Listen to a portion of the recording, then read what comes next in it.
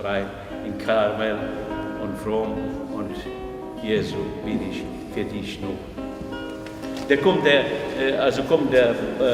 Alexander, das ist auch eine interessante Geschichte. Der Vater von ihm, der ist schon fast über 90, der war immer mit uns, der war in der Vorstand unserer Edyty Stein Gesellschaft, der Vater der Bolesław Bleigewicht, sehr bekannte und berühmte Mathematiker, das aus Lemberg von der Schule und hat also sehr bekannte, kann ich so. Dann ist auch eine Ausstellung, da wahrscheinlich, wir können dort auch nach oben gehen. Synagoge Ruine, Schrott, nichts geschehen, also total kaputt. No, und dann, das war wirklich ein Wunder. Unser Kardinal, der Bischof von Breslau, Bulbinowitsch, hat auch viel geholfen, viele Sorge für die Aufbau und so weiter. Und jetzt haben wir richtig schöne, so sagen. Hier sind die Quellen, hier sind auch unsere Glaube. To jest też nasza wiara, Panie Witko, proszę się nie śmiać. To jest też nasza wiara. Also die Judentum gehört zu uns. Wir stammen von Judentum. Panie Przewodniczący, przepraszam bardzo, jeżeli Pan by mógł due parole, to jest międzynarodowa grupa i my z okazji... Ładnie mówi więcej. Proszę? Po angielsku? Może być po niemiecku. Po angielsku, też będzie ja nie przetłumaczę. Słuchajcie, jest problem Englisch, Deutsch kann er, aber so übersetzen wir das schlecht. Englisch? Okay. Ja. Yes. To jest pan Alexander Bleigewicht. Alexander Bleigewicht, der ist der Vorsitzende der jüdischen Gemeinde hier in Breslau. Ja. Ja. Okay, so I'm sorry that I will not take too much of your time because I'm a little bit surprised because I think that it was some complications on schedule here. But it's very nice to meet you. I understand that you are from Germany. No. Different. So Europa. So just Breslau ist Hauptstation. for some time, 2 months more. It's a so-called White Stone Synagogue, built in 1829, and it's a part of a very, from time to time, brutal but interesting history of Jewish in this area. So later I will lead you, and you would get a chance to visit to balconies on the first, in Polish first floor, in American maybe second, I don't know. It is on the first Ampora, let us say. It's an exhibition about the history in Polish and English. We will supply it with German soon. So-called History Reclaimed. It's an ironic name because the communist propaganda used to use such a name, but always area, now Poland before Germany, is reclaimed Polish areas. So we use it a little bit ironically. But Jewish history disappeared from the city and now it's reclaimed the history. And you will see the picture of the oldest Maceva gravestone from Breslau and nowadays Poland from 1203 or something, found by Germans in 1912. And it's a witness of history. This Maceva originally is in the municipal museum because we have no possibility to help, by miracle things. And so we can assume that in this part of nowadays Poland, Jews are living as long as the city exists. Approximately, maybe a little bit shorter, 900, 1,000 years. Because this person was Cantor, according it's some evidence, maybe not direct evidence, but it was Jewish community already in 1203. So, and until 1453, the history of Jews, it was like history of generally Poland, Germany, Berlin, the Czech, not a republic this time, and with all turbulences and all problems, discrimination. Breslau was maybe not very popular name among Jews because the synod of bishops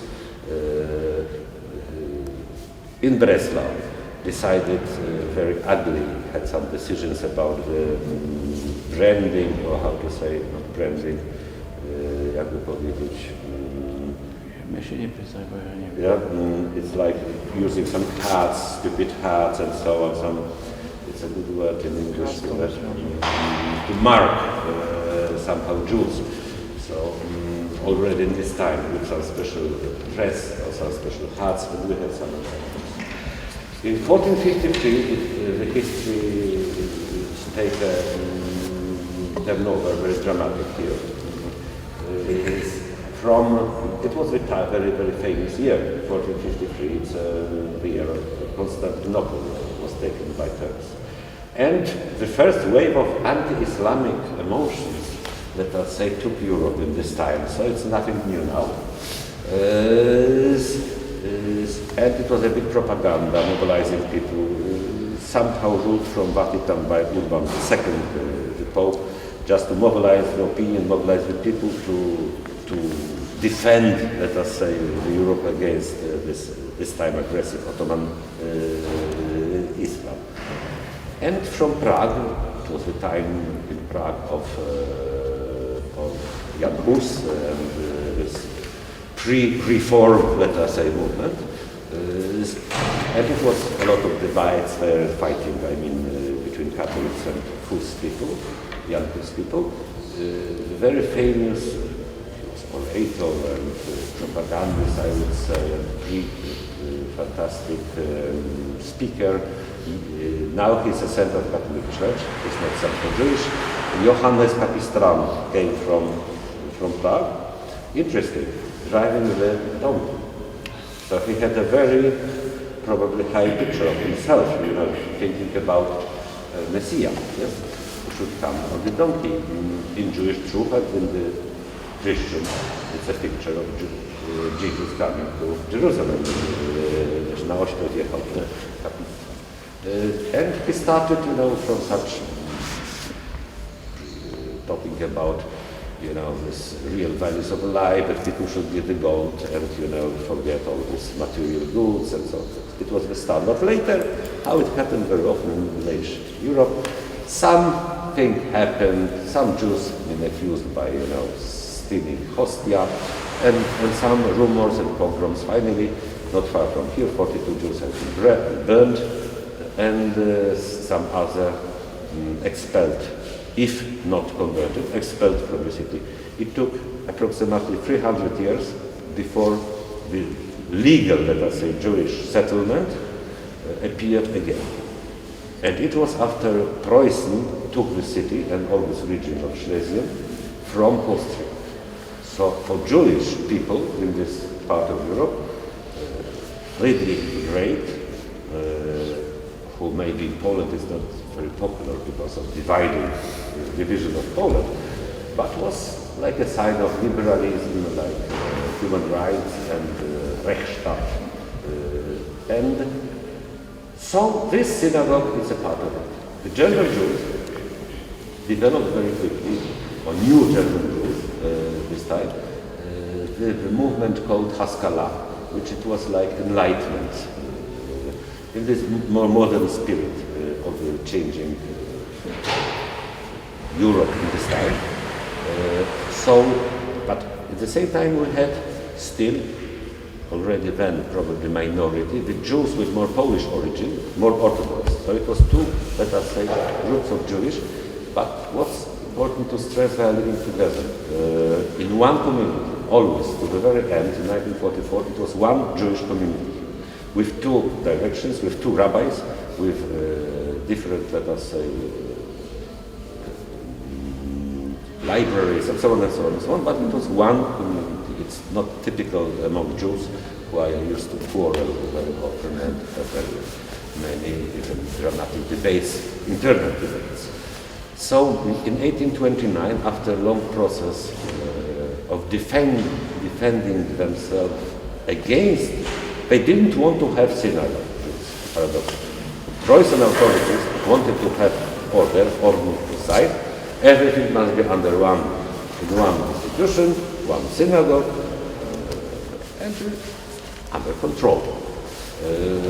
Jews didn't want. They have many small prayer houses, so-called territorial houses, with names very often, Kratoszyn, Kalisz, Ostrów, the cities from where the merchants used to come, some markets and so on, and they staying over the Shabbat, they had to place, and they came from Kratoszyn, this group, they called this place, it was not synagogue, but a prayer house, or in Polish, Tożnica, Szul, dedicated for this group of Jews. So this new Protestant regulation made it a little bit difficult for them because they had to be under one group. So it started like such united synagogue in 1829. The name Weißstock probably was used to describe all this area, and after non-existing anymore already in this time some Kneipe or pub. It's the theory we believe is most probable. And this synagogue, and it was a golden time for Jewish population in Germany. Very quickly they became, I would say, Germans of Jewish faith. Very loyal to Kaiser. We have tens and tens of graves from Jewish soldiers from Verdun and so on, our cemetery. And it was the third biggest, largest Jewish community in Germany, after Berlin, of course, and Frankfurt, Main. This synagogue was soon too little to them. So this liberal, let us say call them liberal Jews, they decided to build a new one, the Neue Synagoge. It's not far from here, not existing anymore because it was in Kristallnacht, it was burned and later totally destroyed. And after they left in 1872, it's a picture you will see of this non-existing synagogue. It was the second or third largest in Germany, with place for maybe 2,000-3,000 people. Dominating the center of the city, I can imagine how could it irritate the Nazi authorities, not far from the central police station of Wrocławiu. You know, it was like 80 meters or 70 meters back. And they left it to this Orthodox. So from 1872, it was the center for this Orthodox Jews, who are minorities in Brest. That's why these balconies appeared, not before. Before it was, let us say, like one space, because women and men were together. But Orthodox Jews had to have special place for women. In Polish it's called babiniec. Baba is like ugly word for woman in Polish. It is babiniec. We have exhibition about the Jewish women in Yiddish culture and so on, and we call it ironically welcome to babiniec. Yes, it's on the second, on the top. So they had to build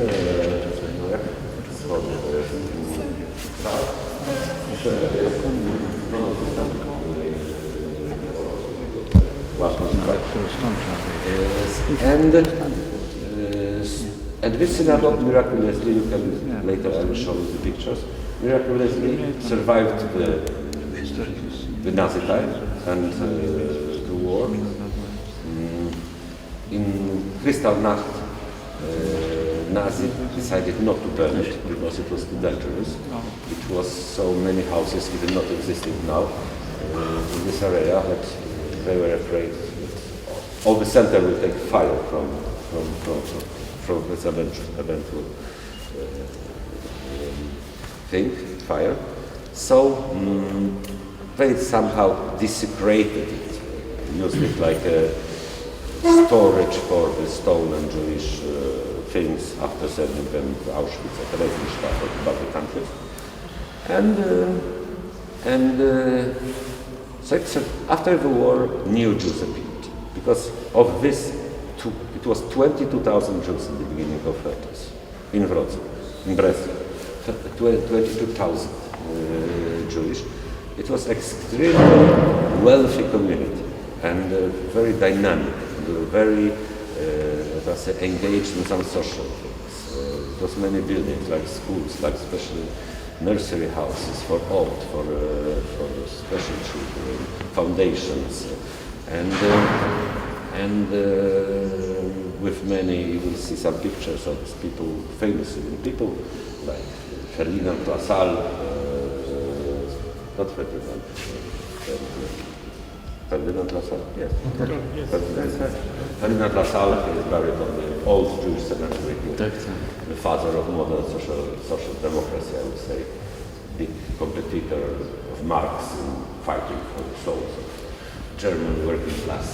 And the friend of Bismarck, interesting enough.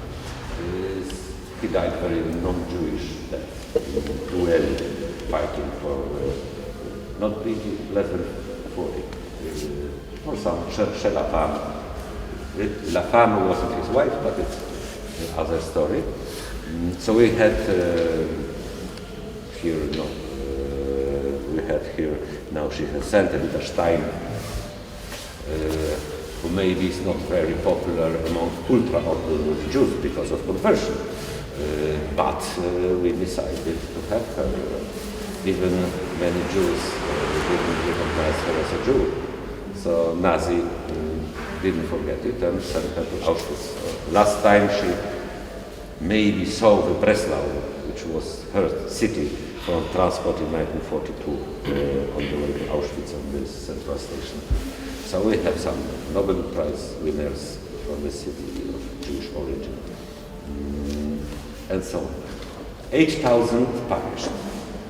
In Polish terms, if you think about the German occupation in Poland, 8 of 22, so it's not so many, because but they had some time to try to rescue themselves from 1933 until the last Jews left in 1942 maybe. I mean by immigration, sorry. It was an origin with my Polish accent, because my wife is from Norway. I lived 14 years in Norway. So they used many special visas, Costa Rica, Chile. You can find the ancestors of these Jewish immigrants from Breslau now in South Africa. Even they are coming people far, were living here on the street, Wallstrasse now. Chile, Costa Rica, Japan, United States, Israel, of course. But as I said, 8,000 perished, mostly in Auschwitz, directly to Auschwitz, or through the Terezinstadt to Auschwitz, or in Terezinstadt, or in Baltic countries like Italy, Latvia, and this beautiful square now with cafeterias and so on, it was somehow a little Umschlagplatz. It was one of the places where concentrated people before taking them to transport. After the war, the first Jews, the new Jews, Polish Jews, came directly from concentration camps in this area, and also and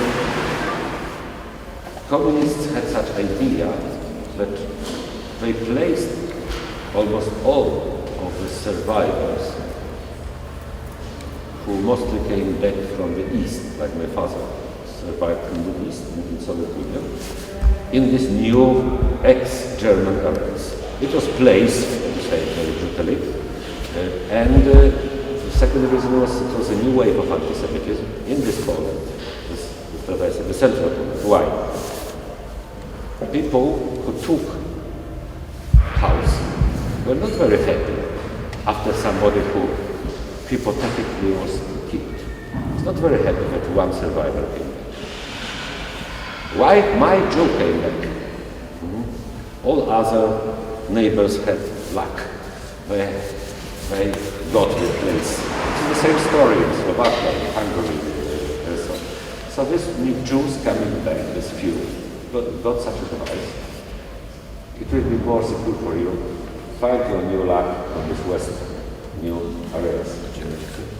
You must remember that in Poland was still civil war. It was the underground where it was fighting against communists still. Most of the people didn't accept the new regime. And the part of this underground was very extreme, right, anti-communistic, but as well very nationalistic and anti-Semitic. So it happened that in this area, Niederschlesien, in German, Lower Silesia, Dolny Śląsk, it was probably about 120,000-150,000 Jews. Of 250,000 who survived the war was here. Dzierżoniów, in German Reichenbach, 18,000. Świdnica, Schweidnitz, Legnica, with full Jewish life, schools, institutions, even cooperatives and so on. In Wrocław was, because now we are talking about this post-war time, so I changed the name to Wrocław, was like maybe 20,000. But very quickly this number was went down. Many reasons why it was this new wave of anti-Semitism, Kielce, symbolized by pogrom in Kielce. Second, it was establishment of Israel. The third, I think, maybe most important, people didn't want, after all these personal tragedies, leave, let us say, on the grave of their wives, children, parents in this public village. Especially Poland, which was chosen by the Nazis. It's endless.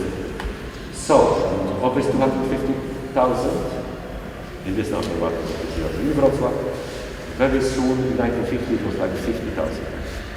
So later it was next wave, in 1956, in the liberalization of Domu.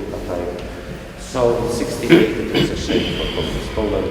Anti-Semitism was used again like a weapon in some internal political games. After the war of 1967, they used it like, oh, Jews are not patriotic enough, it's fifth column, they are supporting Israel, blah, blah, blah. 16,000 left again under the force with one-way ticket. So now, in this new Poland, after the changes in 1999, so what happened in this place, just to finish with this place, in 1969, it was, Jewish school was closed. In 1972 or 74, formally the state took over this place, because it was very few Jews. And what happened? This beautiful building, which survived Nazism even, and survived communism and Stalinism, didn't survive Magnetism. Because it was in very bad shape already. It was almost dangerous to come here. All this area was like a big slum. The normal people were afraid to come to this part of the city 20 years ago, risking their life. It was only ruins still here and But what happened here? The state first gave it in the 80s to university. Okay, they said we will do some library, but money now, so they gave it to conservatorium. But they had some debts, so to some guy, private investor, so they gave him the building, like a business agreement, instead of paying the debt. He destroyed the roof. It was 15 years ago or 20 years ago, it was like a sky. No, it was like basement because it was no floor, nothing. Of course, all the paintings, not paintings, but I mean some elements were destroyed or stolen. Just to give you some example, only these 4 elements from iron are authentic. The rest is done 5 years ago. because it was stolen. It has some value for some lump people. So first, it was Polish-German, some reconciliation found, and the copper industry donations from Lublin Legnica, that the roof and the floor. So gradually it was with some contribution from municipality. The gold was actually 2 kilograms of gold. It was given by the municipality. In 19. So later, the lady I talked with now, big enough for us. We are only formally in the city 250 members of community, maybe including the bigger area like 350. Not all very active. So it's 60 places, it's enough for us. But with celebrations like Yom Kippur and so on, so it's more people, so I will. But the rest of the year, we are using it like all the city, like one of very prestigious now and important meeting places, theatre, concerts, conferences and so on. And it's a very easy division when it is temple and when it is fountain house. That's why I am without kippah now, because now it's not so. Because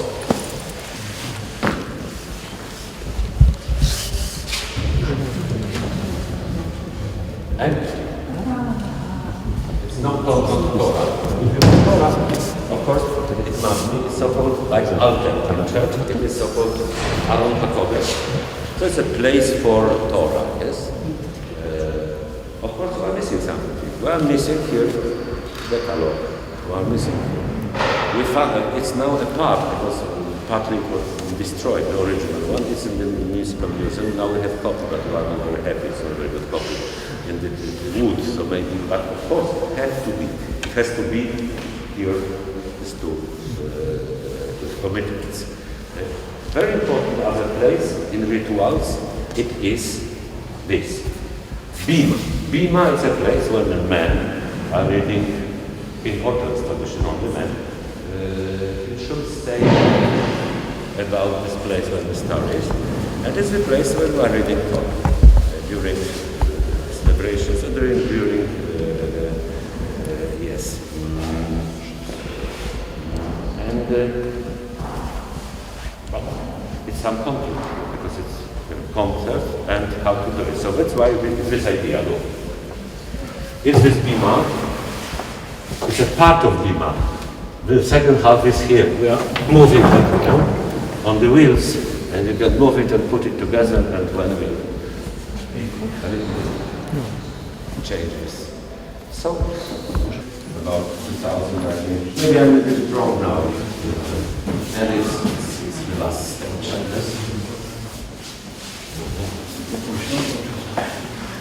Bardzo ładnie, panie Aleksandrze, zaczniemy jeszcze do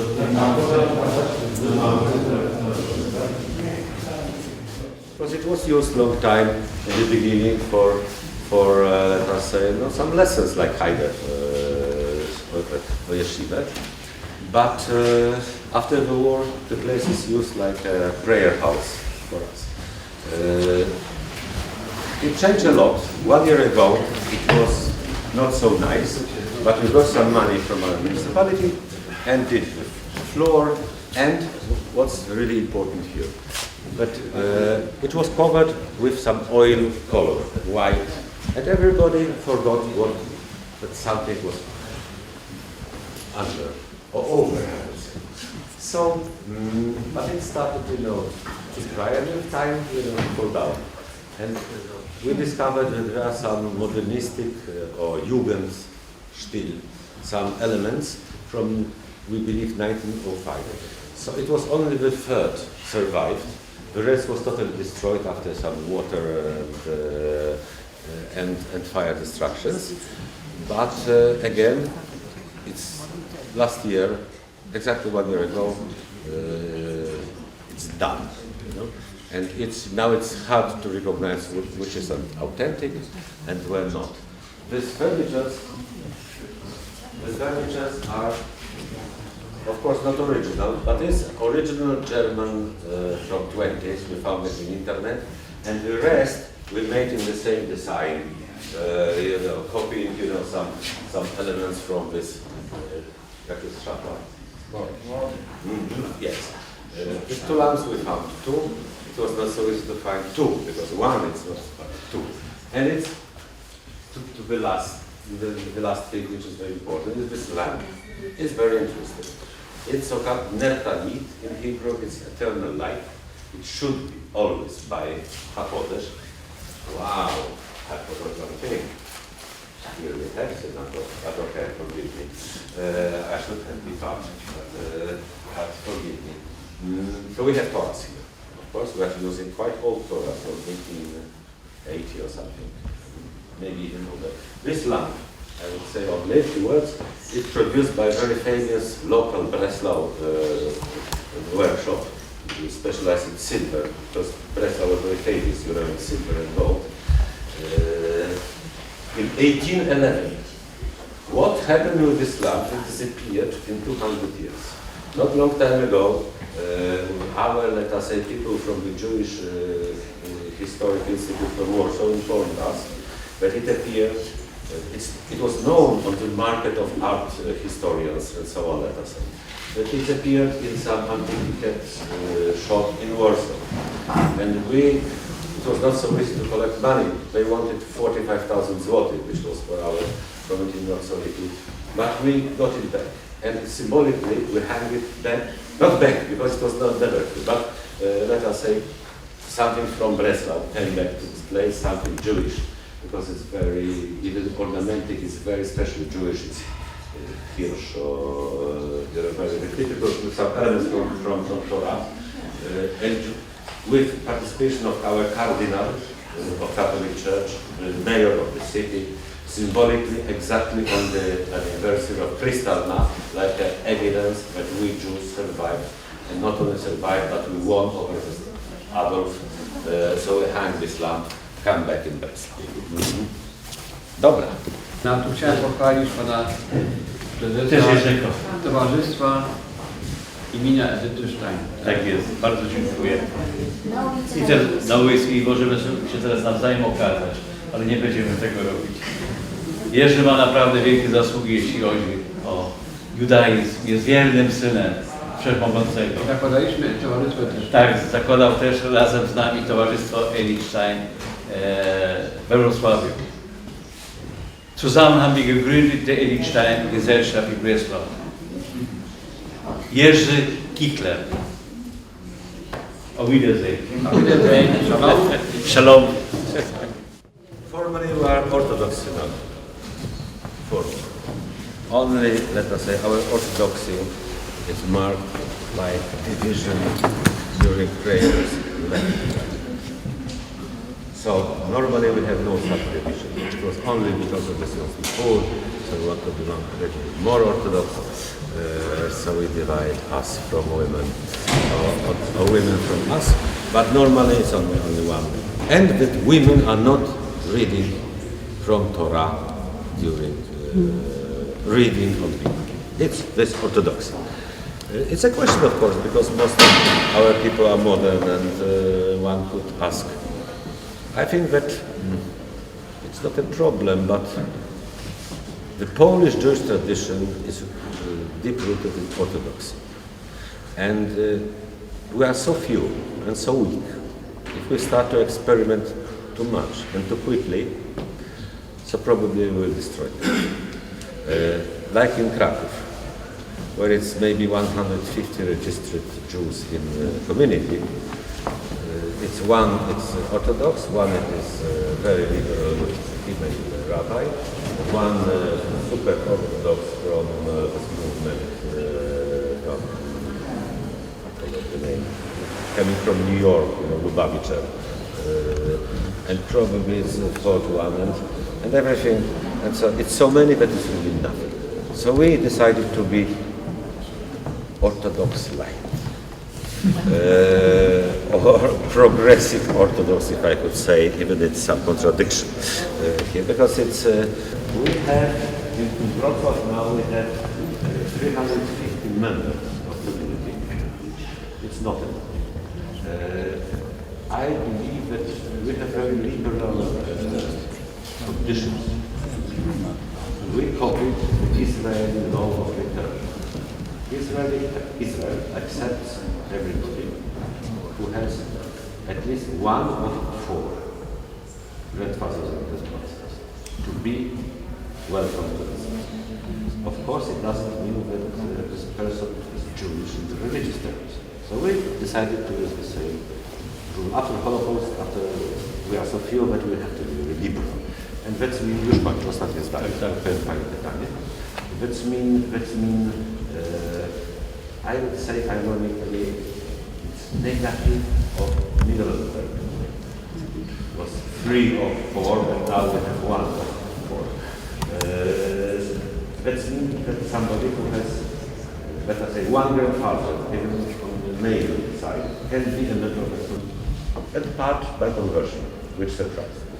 Because it's not so easy to conversion to Judaism, it's very difficult. It's complicated and demanding time. You said that one states the view to read from the Torah.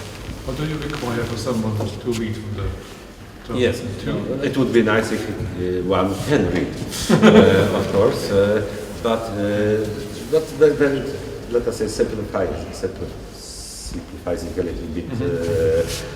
Must be halachic Jew, male. Halachic, that's mean Jewish Muslim.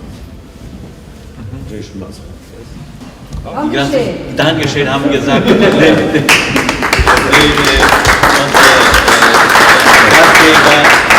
Der Vorsitzende, ja, Alexander, vielen Dank und wünschen wir dich alles Gute und Gottes Segen, dass die Synagoge wird immer schöner sein und viele Gläubiger. Danke, so. Ja. Zapraszamy, welcome individually, in group. Sunday we'll start Sukkot. It's a continuation of this very tiring cyclus of Jewish holidays now. Because we have now Rosh Hashanah, Yom Kippur, now it will be Sukkot. It's some reminiscence of our wandering, let us say, sitting under the skies. But we'll sit now soon Sunday and eating, but it is a little bit cold here. It's not Middle East. But okay, we'll survive. You celebrate outside then? Yes. Few days, I would say. Okay, so it was a Jewish New Year. So I wish you all the best, because it's not very difficult to remember now, because I forgot very often. 5,777. It's very easy. It's very easy to remember. Of course, in Jewish